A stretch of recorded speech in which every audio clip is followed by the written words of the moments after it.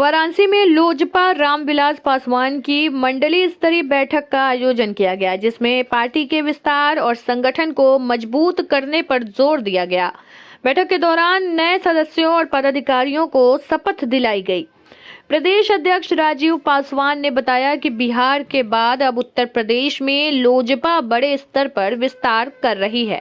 उन्होंने कहा कि 14 जनवरी से पार्टी की राष्ट्रीय अध्यक्ष चिराग पासवान 2027 विधानसभा चुनाव को लेकर प्रदेश में बैठक और दौरा शुरू करेंगे।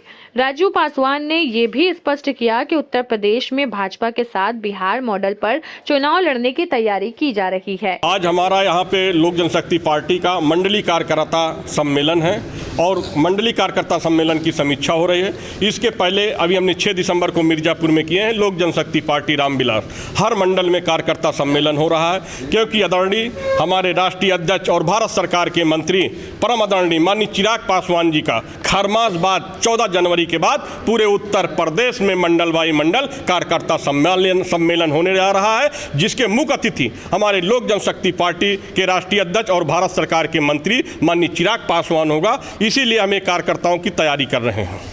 उत्तर प्रदेश में भी अपने कार्यकर्ताओं को बढ़ाने की कोशिश आप लोग कर रहे हैं। क्या लग रहा है कि बिहार में जिस तरह से बड़ी सफलता मिली है, उत्तर प्रदेश में भी आप लोग चुनाव की तैयारी कर रहे हैं? मैं आपको प्रेस मीडिया के माध्यम से बता देना चाहता हूं, लग नहीं रहा। जैसे उत्तर प्रदेश के साथ साथ बिहार में चुनाव हुआ, बिहार में एक ऐतिहासिक जीत हुई मेरे नेता आदरणीय माननीय चिराग पासवान जी के नेतृत्व में, उसी तरह 2027 में उत्तर प्रदेश में मेरे नेता और लोक जनशक्ति पार्टी के राष्ट्रीय अध्यक्ष परम आदरणीय माननीय चिराग पासवान साहब के नेतृत्व में उत्तर प्रदेश 2027 में एक ऐतिहासिक जीत होने जा रही है, जिसकी चाबी लोक जनशक्ति पार्टी रामविलास के पास होगी। जिसको चाहेगी उसका उत्तर प्रदेश का मुख्यमंत्री बनाएगा। क्या बिहार की तरह ही गठबंधन यहाँ भी करेंगे या फिर अकेले ही दम पे? नहीं, निश्चित है, हमारा संगठन मजबूत है। अभी तो राष्ट्रीय नेतृत्व तय करेगा, मगर हमारी जो तैयारी है पूरे उत्तर प्रदेश में चुनाव लड़ने की तैयारी है। मजबूती से उत्तर प्रदेश में सभी सीटों पर तैयारी कर रहे हैं और लोक जनशक्ति पार्टी मजबूती से चुनाव लड़ेगी। मंडल स्तर में आप जा रहे हैं जी, तो कहाँ लग रहा है कि आपकी पार्टी मजबूती से? पूरे उत्तर प्रदेश में हमारी पार्टी मजबूत है। आपने देखा था, मैं आपको बता दूं इस प्रेस मीडिया के माध्यम से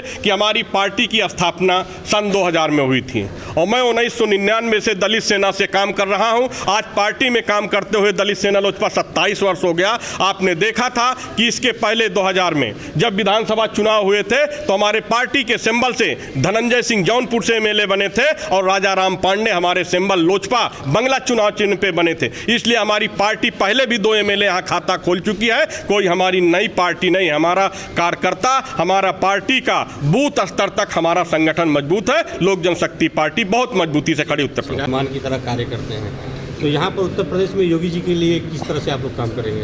हम लोग मजबूती से काम कर रहे हैं। आपने देखा कि जिस तरह भी पीडीए के नेताओं ने 2024 में आरक्षण और संविधान की बात किया, मैं इनसे पूछना चाहता हूं ये पीडीए के बेईमान नेता श्री अखिलेश यादव से कि जिस तरह आपने आरक्षण और संविधान की बात करते हैं, जहां पे दलितों की बात होती है तो वहां पे क्यों सामने नहीं आते भैया? कहीं पासियों के साथ अत्याचार होता है, कहीं ब्राह्मणों के साथ अत्याचार होता है, कहीं चमार बिरादरी के साथ अत्याचार होता है, तो कहाँ है पीडीए के नेता? अगर सबसे पहले उन गरीब आंसू पोंछने का काम करती है तो हमारी लोक जनशक्ति पार्टी रामविलास उस गरीब को न्याय दिलाने का काम करती है। ये आरक्षण की बात करते हैं, संविधान की बात करते हैं। मैं इनसे पूछना चाहता हूं कि 2024 में इन्होंने जो बेईमान लोग कुछ सीटें हासिल कर लिए हैं, दोबारा ये सीट हासिल होने वाली नहीं है। जब तक हमारी लोक जनशक्ति पार्टी रामविलास के राष्ट्रीय अध्यक्ष भारत सरकार के मंत्री परम आदरणीय माननीय चिराग पासवान जी है, कोई माई कलाल इस धरती पे पैदा नहीं कि आरक्षण और संविधान को छू ले।